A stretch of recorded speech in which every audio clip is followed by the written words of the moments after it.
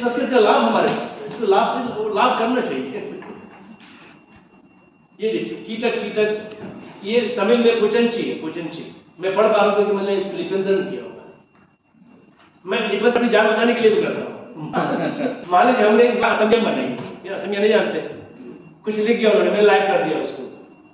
आपको क्या कुछ लिखा उल्टा उल्टा तो मैं पढ़ लेता एक बार ठीक ठाक लिखा है कि नहीं किसी भाषा में। I don't know all the languages, right? I have to know that yes, the words are actually making sense. अभी क्या हुआ कि हम कश्मीर में गए थे बनाने के लिए राजनीति विज्ञान में, कश्मीरी में, तो वो उर्दू शब्द डाल दे रहे थे वहाँ पे, तो उर्दू हम पढ़ नहीं पाते, ये लिपि होती है ना दाएं दाएं से बाएं, तो हमने उसको मशीन से चेंज करके देखा तो वो मैंने कहा ये तो उर्दू में जानता हूँ, तो उर्दू शब्द लग रहा है, कश्मीर तो है नहीं, कहा हम उर्दू इस्तेमाल करते हैं, हमने उर्दू नहीं है, कश्मीरी डिक्शनरी है, आप कश्मीरी बने, उर्दू मत बने। फिर हमने उसको उनको बताया कि कश्मीरी बनाना चाहिए। तो लिप्यंतरण से बहुत सी बातें स्पष्ट हो जाती है। देखिए आप देख रहे हैं ना, तो जो भाषाएं नहीं चलती, जैसे कि आपको तमिल, बोडो, आप देखिए जो नहीं, बाकी सब आपको मिल जाएगा कीट। कश्मीरी में कुछ और, देखिए कश्मीरी कुछ और है, ये उर्दू शब्द होगा। बाकी सारी भाषा में इधर आप उर्दू में, बाकी सारी भाषा में आपको ऑलमोस्ट पैन इंडियन शब्दावली निकल के आते हैं। ये आप देखिए, आप और देखिए इस तरह से दाखिल करें उर्दू वाला, और ये देखो एडमिनिस्ट्रेशन का काम, ये देखिए दिख नहीं रहा ठीक से। यहाँ देखते हैं प्रशासन, प्रशासन ये देखिए हिंदी में ह्यूमन राइट्स में आ रहा है गोपनीय अंतरंग प्रशासन दिया हुआ है। क्या मतलब है उसका? ये हमारा अंतरंग शब्द है हिंदी का। एडमिनिस्ट्रेशन गोपनीय दिया है, रावत जी इसको चेक करें। कॉन्फिडेंशियल एडमिनिस्ट्रेशन मैं डाल दिया, वो भी मैं सेव कर दे रहा हूँ।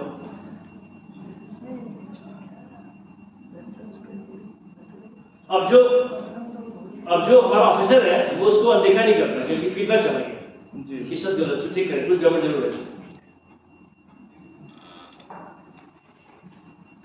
अंतरंग किस तरह से दिया पता नहीं पड़ेगा, अब कमेटी ने किया उसको तो देखना पड़ेगा। प्रशासन अवचारण, अवचारण हम सर ये जो आपने कमेंट किया वो कहाँ पर जाके कर सकते हैं? जैसे अभी हमने ये प्रशासन ने किया, यहाँ पे किया फीडबैक किया, रेफरेंस में संदर्भ में डालना, यहाँ पे किसी पर क्लिक कीजिए, जी डाल दीजिए फीडबैक, सीधे अच्छा सीधे वहाँ भी डाल सकते हैं, सीधे यहाँ भी डाल सकते हैं, सीधे प्रतिपुष्टि पे जा ये यहाँ डाल दीजिए, ये ठीक नहीं लग रहा है, डाल दीजिए, जी नहीं भी डाल दीजिए।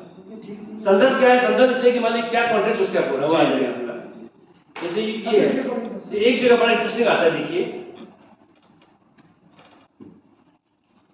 कहीं था, जैसे ये देखिए प्रयोग खिलाना देना लगाना, अब खिलाना आए तो लोग चौंक जाएंगे, सामने खिलाना तो नहीं होता है, राइट? एडमिनिस्ट्रेशन संदर्भ देखेंगे यार, आएगा ये एडमिनिस्ट्रेशन, यू एडमिनिस्ट्रेट मेडिसिन, जी ये एडमिनिस्ट्रेट मेडिसिन, तो वहां आ जाएगा खिलाना, जी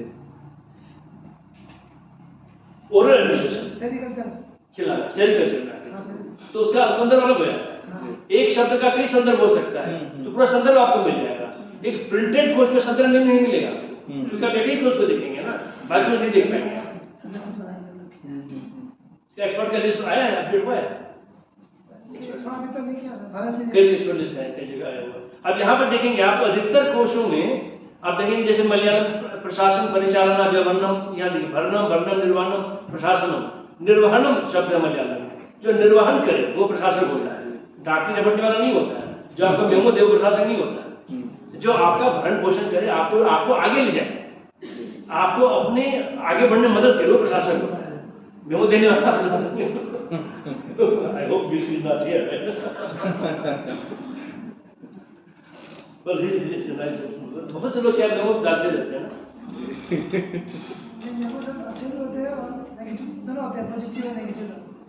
मेमो चाहिए आपको?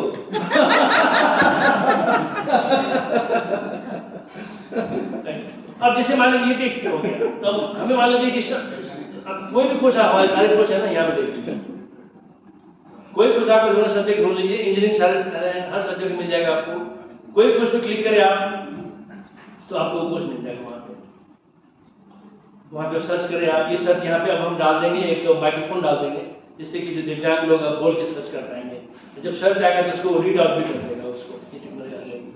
You can search any glossary rightly from this, you can also go to our, this detail.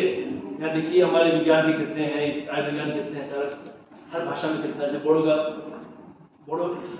have been very active actually. मैं बोड़ो का मैं कुछ अब दिखाऊँ, जो बोड़ो का दिखाता हूँ, जैसे कि economics।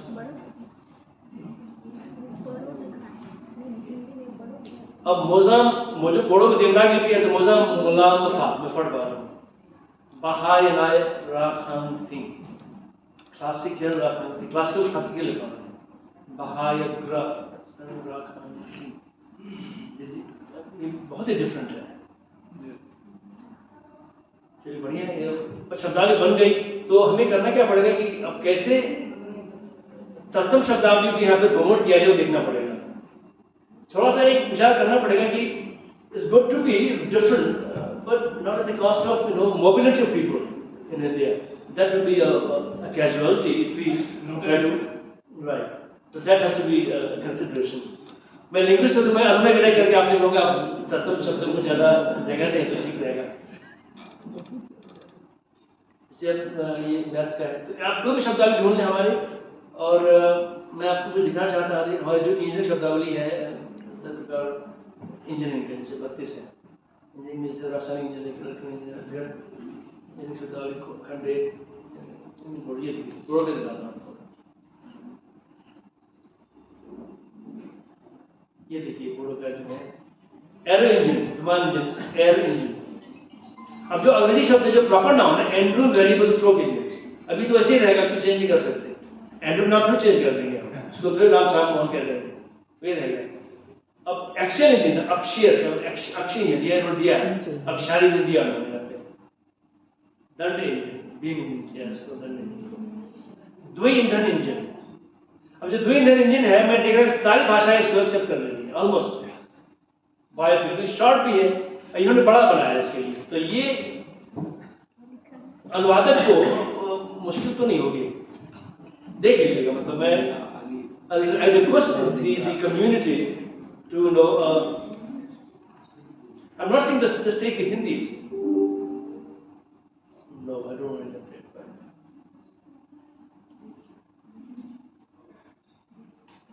ठीक है, ये शब्दावली है, ये हमारी पॉपुलर शब्दावली है। अच्छा, दूसरी बात जो ये पूरा कोश है ना, ये मान ली मैं पेज पे जाऊँ और किसी भाषा में ऑप्शन ले सकते हैं, तो मैं असमिया में जाऊँ तो भी असमिया पूरा कोश हो गया, पूरा लेक्चर असमिया में हो गया बाय बाय। ये सारा काम 0 कॉस्ट पे हुआ है, no money has been spent in building this, right. तो ये देश में काम हो सकता है, इससे ये मॉडल है कि हम 0 कॉस्ट पे काम कर सकते हैं, मिशन मॉडल, ठीक है। अब ये सारा कुछ है, प्यारा वेबसाइट लिखा से होगा भारत सरकार जो कि सारे भारतीय भाषा उपलब्ध है तो 0 कॉस्ट। तो आप कोई भी विषय में जाए तो आपको सब वहाँ पे इंटरफेस आपकी भाषा आपको असमिया मिलेगी। आप वहाँ पे जहाँ जहाँ अनुवाद की प्रॉब्लम आप देखेंगे, हम लोग जैसे ये एक हमारा डिपार्टमेंटल ग्लॉसरी विभागीय शब्दावली, जैसे हम बनाते हैं NHAI का शब्दावली बनाया, हाईवे अथॉरिटी ऑफ इंडिया का, हमने बैंक नोट प्रेस का बनाया, अभी स्पेस इसरो का शब्दावली बनाया। ये शब्दावली इसरो की है, देखिए कोई भी विभाग है बिना हमारे शब्दावली की काम नहीं कर सकता, क्योंकि वो आधिकारिक शब्दावली हमारी ही है। कोई पत्र जाएगा यदि आपने शब्दावली हमारी प्रयोग नहीं की, उस पत्र पे कभी कोई विवाद हो गया तो रिपोर्ट हमारे पेपर में देगा कि आपका पत्र ठीक नहीं था। आज NTA यदि एग्जाम देती है और बोर्डों में पेपर छापती है और किसी स्टूडेंट ने कहा कि नहीं ये अनुवाद ठीक नहीं था, मैं समझ नहीं पा रहा, तो कोर्ट उसके फेवर में देगा कि उसने हमारे शब्दावली इस्तेमाल नहीं किया। तो सारे हमारे शब्दावली का इस्तेमाल करते रहते हैं, अनुवाद करते हैं। ये देखिए ये है ये प्रतिपुष्टि, आप फीडबैक देना चाहिए, आप फीडबैक दे सकते हैं, ये शब्द ठीक नहीं है।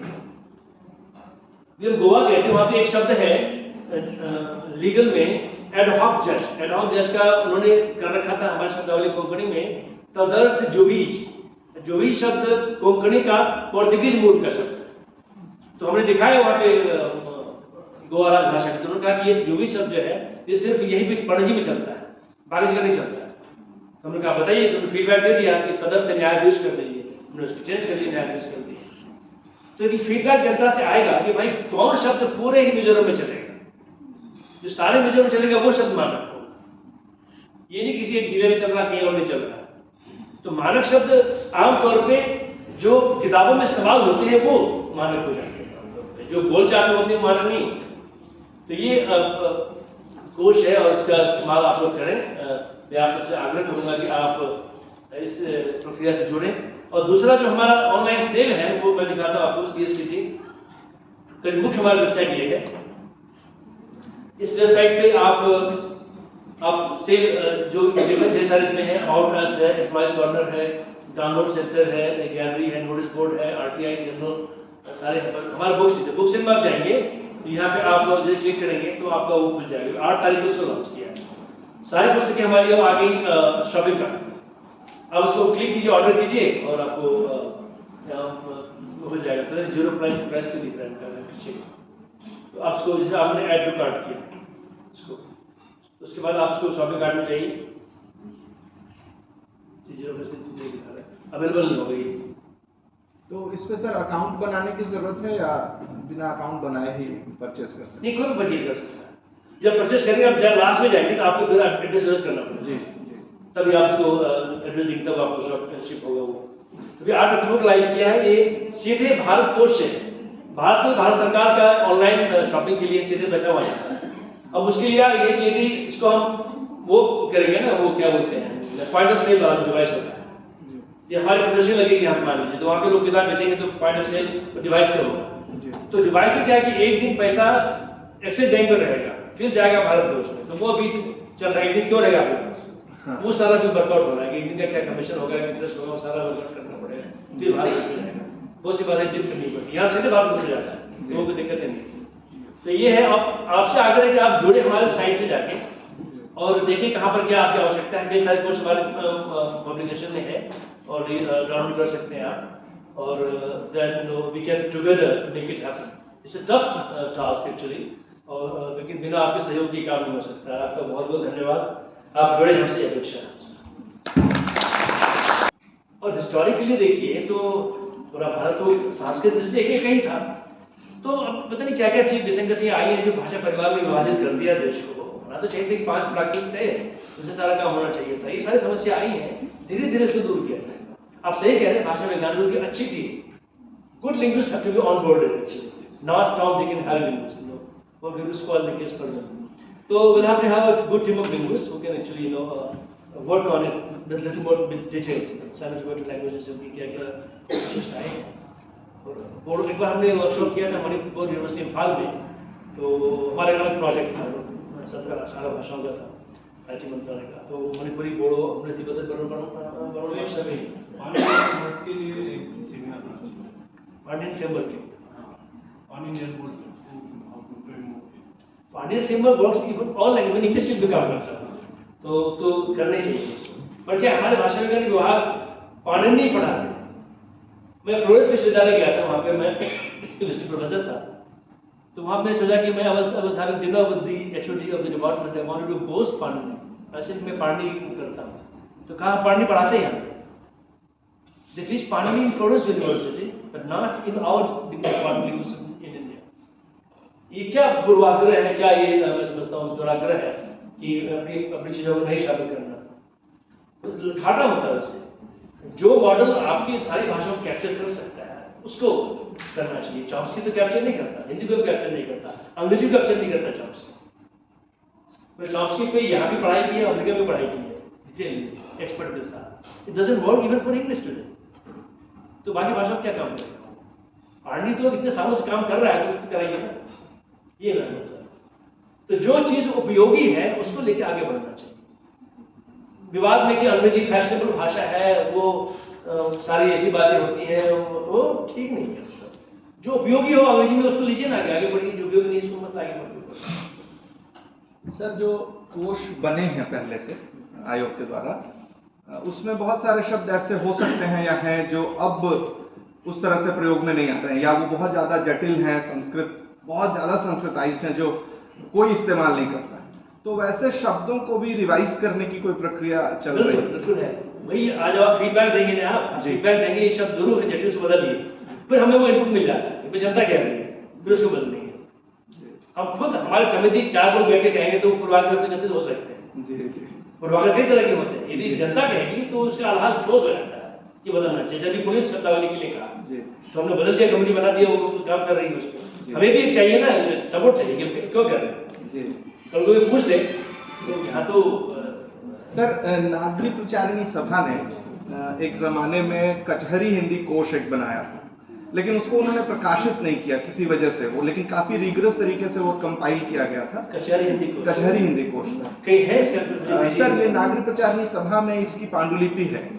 मेरा एमफिल का मुझे मिल सकता है क्या? सर, अगर उनसे आप संपर्क करें तो जरूर मिल मुझे तुरंत भेजिए आप, मैं संपर्क करके एग्रीमेंट करके बराबर दे दूंगा। हाँ, क्योंकि सर एमफिल का काम मैंने नागरिक प्रचारिणी सभा पे किया है, तो वो कोश मैंने देखा था काफी, मतलब वो कहाँ देखा? नागरिक प्रचारिणी सभा में उसकी मैन्यूस्क्रिप्ट सर, बनारस जी। लेकिन वो बहुत बुरी हालत में है, तो जेरोक्स के लिए तो उन्होंने नहीं दिया, लेकिन उसको कुछ फोटोज मैंने लिए थे और कुछ शब्द मैंने लिए थे जो मैंने अपने डिसर्टेशन में भी प्रकाशित नहीं है। नहीं, वो प्रकाशित नहीं है सर। तो अगर प्रकाशित करके हम लोग बढ़िया रहेगा। हाँ, उसको अगर अधिग्रहित करके या किसी प्रक्रिया से वो प्रकाशित हो सके। आप मुझे बताइए, मैं तुरंत जाता हूँ बनारस और उनसे संपर्क करके एग्रीमेंट करके, हम तो ढूंढ रहे ऐसे कुछ हो गया। वो है सर। जी जी जी। अभी हम केरल गए थे, वहाँ पे हमारी जो ग्रंथ अकेडमी है के बाद बहुत सारे कोर्स है वो हमने लिया। अभी एग्रीमेंट कर रहे हैं हम आईसी फोर्स से, ताकि मलयालम के कोर्स को वो सीआर कर सकें जी। तो ये तो प्रक्रिया है और हम आधिकारिक संस्था है, हमारा अधिकार, हमारा मैंडेट करने रही। उसमें सर वो जो अभी आप चर्चा कर रहे थे ना कि बहुत सारे फारसी के शब्द हैं जो अभी भी चल रहे हैं जमीनों की रजिस्ट्री, जो उन सारे मेरी उर्दू बड़ी अच्छी है, मैं खुद भी समझ नहीं पाता। अब तालीम तो आप समझते हैं, एजुकेशन जी जी। तालीम वजीराती बताइए क्या है? Ministry of education. उर्दू वाले समझते नहीं। जी जी। मैंने अंग्रेजी उर्दू मशीन अनुवाद बनाया है माइक्रोसॉफ्ट के लिए, बिग का इंग्लिश उर्दू मेरा बनाया जी। तो मैंने संस्कृत विभाग में किया था ट्रेनिंग, तो हमने उर्दू सीखी, लिपि सीखी थी। उर्दू में लिपि सीखना होता है, वो मुस्लिम लोग भी नहीं जानते।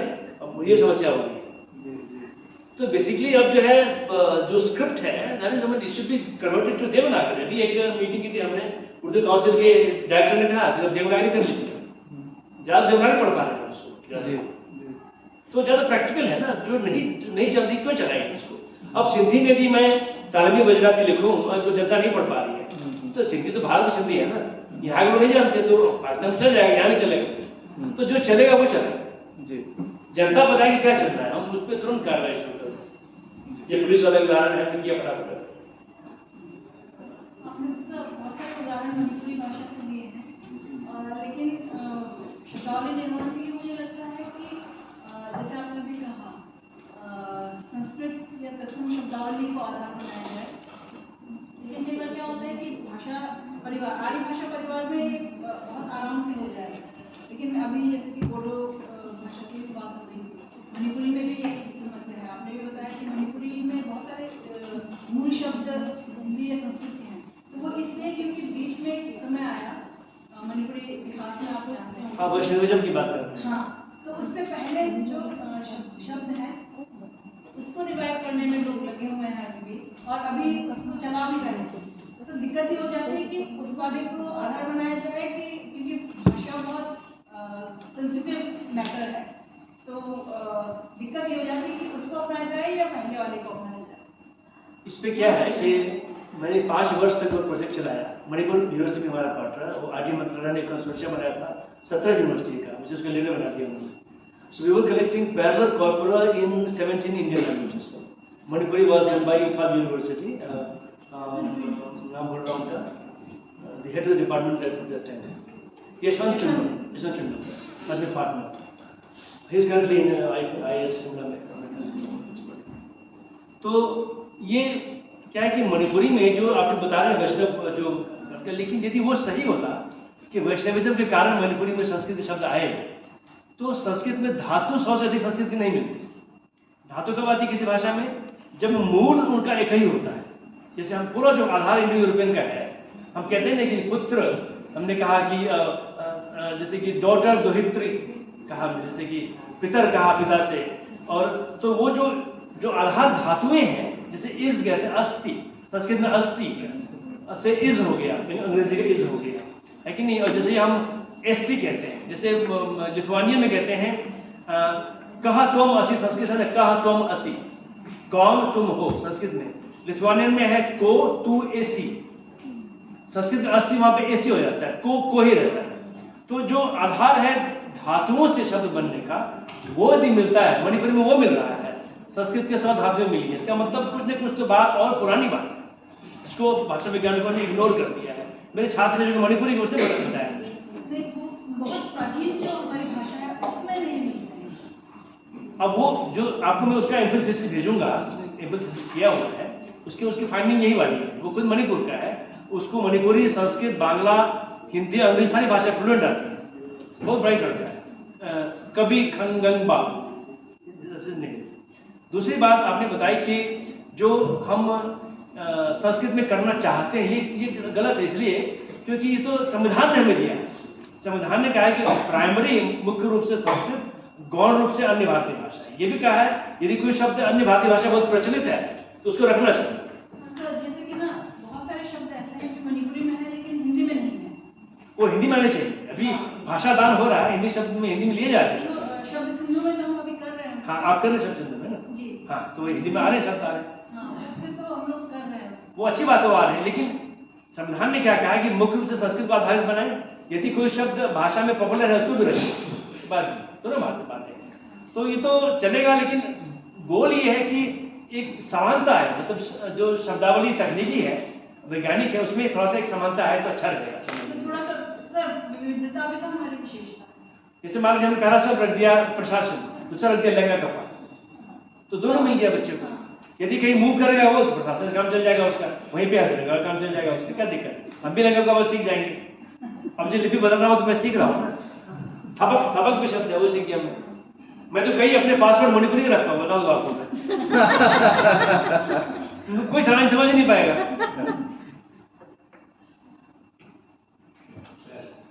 सर्वप्रथम तो सर आपका धन्यवाद, बहुत ही ज्ञानवर्धक आपका उद्बोधन है। मैं प्रोफेसर रामजी से, मैं यहाँ विश्वविद्यालय के उद्यानिकी औषधीय सघन पौधा संस्थान में। किस संस्थान में है? उद्यानिकी औषधीय सघन पौधा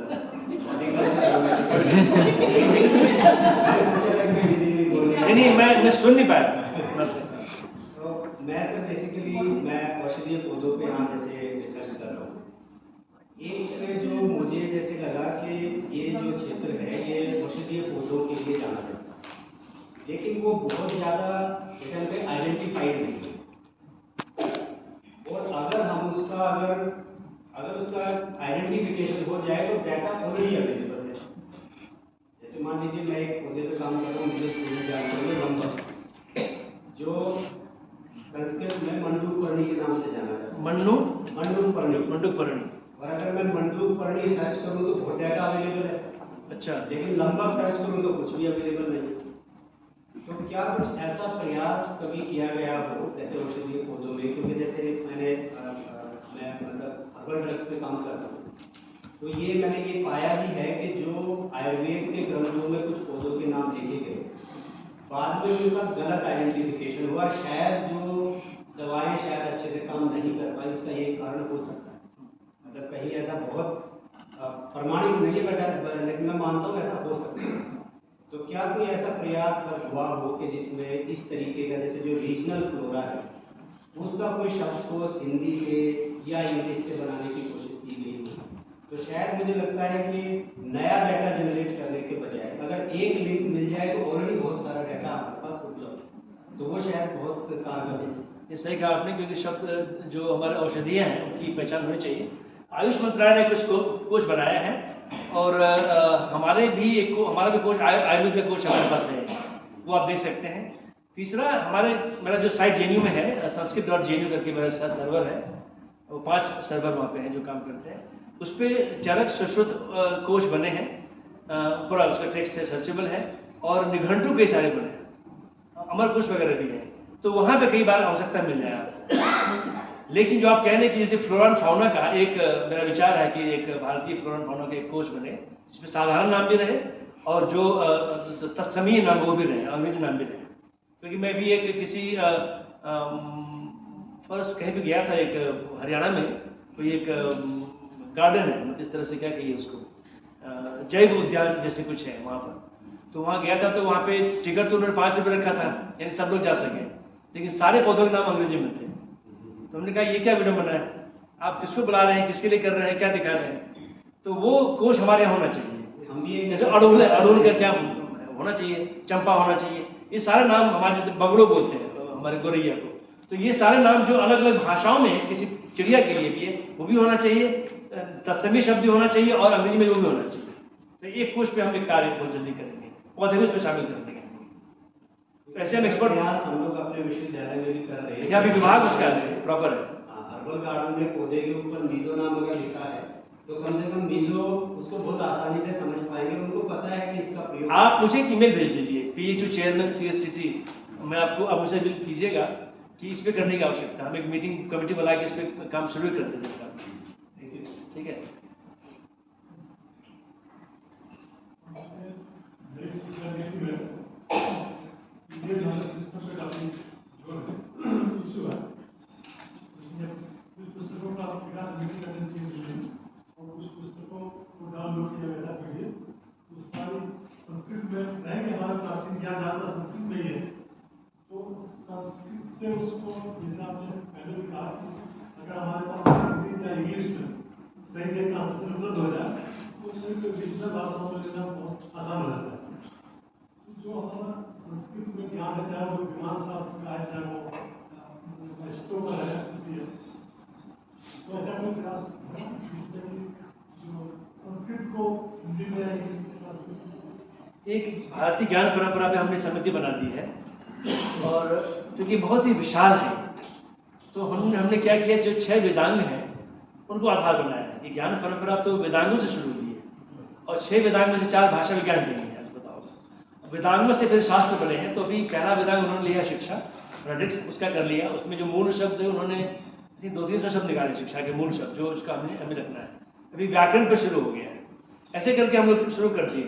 लेकिन भारतीय ज्ञान परंपरा का जो विश्वविद्यालयीय करिकुलम में जो इंटीग्रेशन हो रहा है वो अलग विषय है। उसके लिए अभी हमने घंटी मूर्ति जी से बात की है कि हम एग्रीमेंट साइन करेंगे हम कि उनसे शब्दावली जो बनती है उसको हम अधिग्रहण से लेकर लें। तो ये काम चल रहा है। जहाँ तक अनुवाद की बात है, अनुवाद करना संस्कृत से, क्योंकि हमारे कई विद्यार्थी संस्कृत से बाकी भाषा में अनुवाद PhD कर चुके हैं। तो मेरे 46 PhD हैं, उनमें से कई मशीन अनुवाद पे लोगों ने काम किया। तो वो बहुत कठिन है क्योंकि संस्कृत कोई एक भाषा नहीं है। आप ऋग्वेद से ले, जो कि कम से कम अभी 3800 BC महाभारत का काल आ रहा है, रफली 3800 BC, तो ऋग्वेद उससे 1000 वर्ष पहले मान लीजिए आप, तो 4800-5000 BC महाभारत ऋग्वेद का काल आएगा। तो वो भाषा बदलती रही है और पाणिनि के समय में पाणिनि संस्कृत शब्द का प्रयोग नहीं करते, पाणिनि भाषा का प्रयोग करते, भाषा शब्द। अपनी भाषा का व्याकरण लिखते हैं 2, एक लौकिकी जो उनकी भाषा, जो दैनिक भाषा है, चालू भाषा, एक वैदिकी जो कंपोजिशनल मानक भाषा है। और बाद में उस व्याकरण के कारण उसको संस्कृत कहा गया, रिफाइंड हो गई भाषा, संस्कृत बन गई। तो भाषा में काफी परिवर्तन हुए हैं। तो कोई एक भाषा संस्कृत नहीं है, वो कई भाषाएं हैं। तो यदि आजकल की, अब किसी मान लीजिए मैं कालिदास का अनुवाद करूं, मशीन से करूं अनुवाद, तो कालिदास की जो मल्लिनाथ की टीका है वही ऑथेंटिक है, बाकी में उसका अनुवाद ठीक से नहीं हो पाएगा। तो हर शास्त्र के अपने टीकाकार हैं, उनकी व्याख्या की परंपरा है, उसके थ्रू गई मशीन तो अनुवाद सही आएगा, नहीं तो फिर नहीं आएगा। ये समस्या संस्कृत में है। जो आप कह रहे हैं कि संस्कृत में कई संस्कृत हैं, एक मानस मंदिर है बनारस में, उसके ट्रस्टी हैं, उन्होंने वैदिक साहित्य को ये वर्तमान देवनागरी लिपि सपोर्ट नहीं कर पा रही, उन्होंने अपना एक लिपि रिट्रीव करके या डेवलप किया है जिसमें 100 से अधिक अक्षर है प्राचीन संस्कृत के लिए।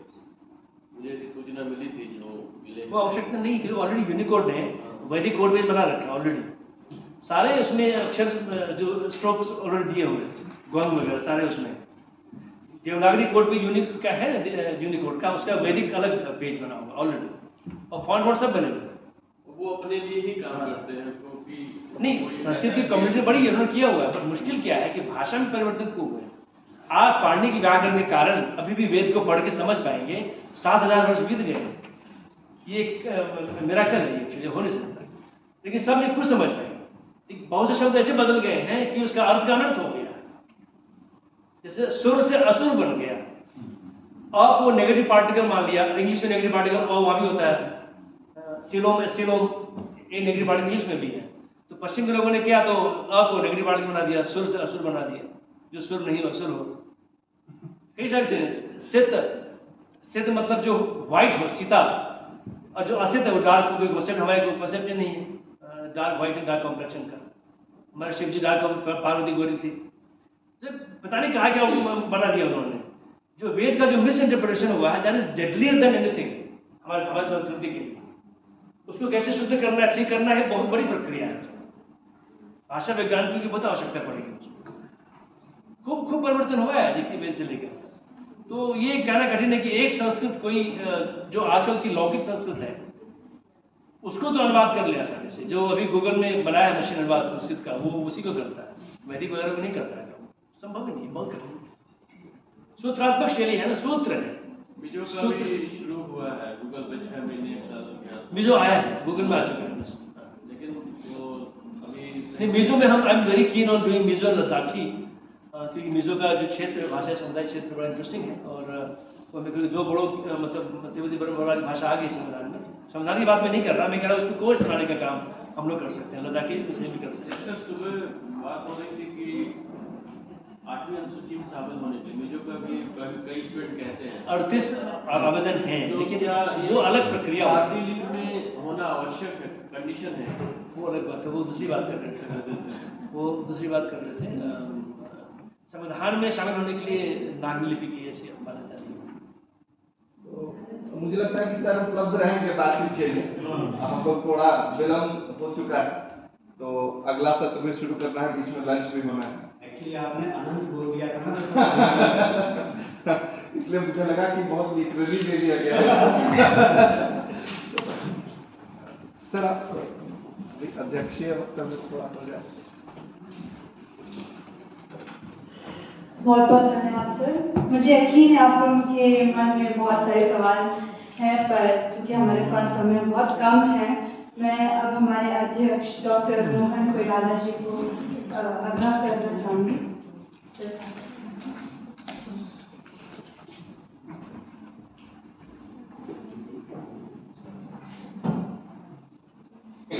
मैं बहुत ही कम समय लेकर अपना यह वक्तव्य रखना चाहता हूँ।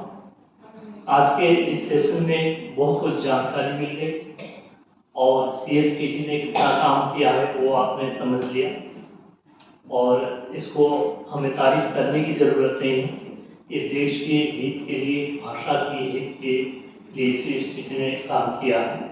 आज 60-65 साल हो गए हैं, अभी भी हम लोग भाषा की एकरूपता और वैज्ञानिक साहित्य, वैज्ञानिक शब्दावली को बनाने में संघर्ष कर ही रहे हैं। इसमें मैं 2-4 बात और जोड़ देना चाहता हूँ कि हमारे भारत में यूँ तो 22 भाषाएं हैं ही अधिसूचित, और भी इतनी सारी बोलियां हैं कुछ अधिसूचित होने भी जा रही हैं। और इन सभी में हमें ये ध्यान रखना पड़ेगा कि सभी भाषाओं में एक रूपता, क्योंकि हम लोग वैज्ञानिक साहित्य को या पारिभाषिक शब्दावली को बनाने जा रहे हैं। दूसरी बात, हमें इस तरह की संगोष्ठियाँ और कार्यशालाएं जैसा कि पूरे भारत में की जा रही है, और इसको निरंतर इसकी संख्या को बढ़ाई जाए तो ज़्यादा लोग उपकृत हो जाएंगे, क्योंकि ये एकदम चालू रहने वाली प्रक्रिया होनी चाहिए। और हमारी इंटरनेशनल रिलेशन भी आसपास के देशों के साथ बननी चाहिए। जैसे कि सुबह में भी बात हुई थी कि सिक्किम, नेपाल है, इधर में बांग्लादेश भी है, उनकी भी भाषाएं हमारे भारत में आके मिल बस कर अलग बच गई है। और सबसे बड़ी बात है, हमें युवाओं को प्रेरणा देकर ये काम करवाने की ज़रूरत है। पहले तो विद्वान लोग CSTT में काम किया करते थे और केवल एक ही परिसर में हुआ करता था, और आजकल इसको फैलाया गया, और क्योंकि शब्दावली भी बन रहे हैं और बहुत व्यापक हो गया, तो जितने भी हमारे देश के भाषा पढ़ने वाले युवा विद्यार्थी हैं, मैं समझता हूँ उनको इस लाइन में काम करना चाहिए और उनको प्रेरणा देनी चाहिए, क्योंकि ये अनंत काल तक चलने वाली बात तो जरूर है, लेकिन जितना जल्दी हो सके इसको हम लोग समाहित करें, और जितना जल्दी हो सके हम वैज्ञानिक साहित्य का निर्माण और शब्दावली निर्माण में थोड़ा शीघ्रता से करें। और एक बात है सर कि CSTT का जो मुख्यालय दिल्ली में है, इसके रीजनल ऑफिसेस अगर हमारे सभी भारत के सभी राज्यों में हो जाए तो रीजनल लैंग्वेज को वैज्ञानिक दिशा देने में थोड़ी सी सहूलियत हो सकती है, क्योंकि इतने दिनों तक तो हम लोग केवल दिल्ली के कामकाज में ही रहे।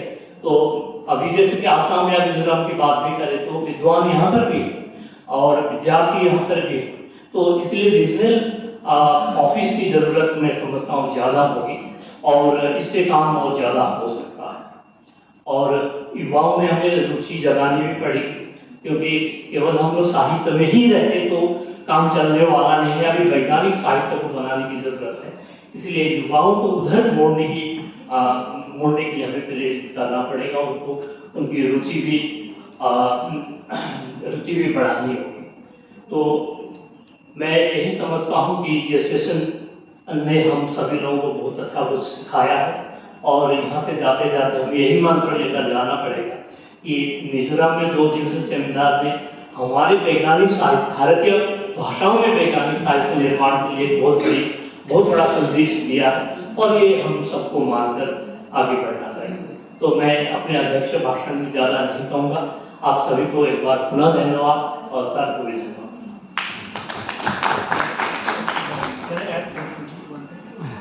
देखिए, संसदीय राजभाषा समिति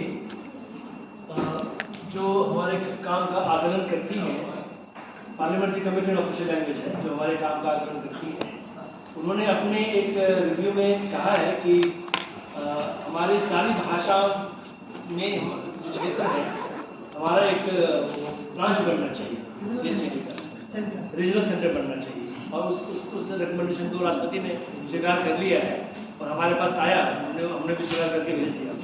तो आगे उस पर कार्यान्वयन होगा। तो सारे राज्यों में जो हमारे 22 धन्यवाद सर। हमारे इस सत्र के समापन की ओर बढ़ते हुए मैं मिजोरम विश्वविद्यालय हिंदी विभाग के शोधार्थी लरुनवाता को आभार ज्ञापन के लिए आग्रह करती हूँ।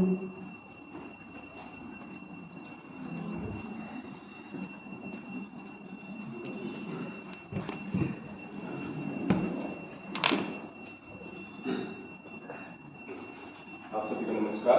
पहले मैं लरुनवाता मिजोरम विश्वविद्यालय हिंदी विभाग का शोधार्थी आप सभी का फिर से स्वागत करता हूँ। धन्यवाद ज्ञापन के लिए सबसे पहले मैं जल शक्ति मंत्रालय भारत सरकार के उप निदेशक डॉक्टर मोहन कोइराला जी को उनके आगमन के लिए धन्यवाद व्यक्त करता हूँ। आपने हमें अपना कीमती समय दिया, उसके लिए मैं एक बार फिर आपको धन्यवाद करता हूँ।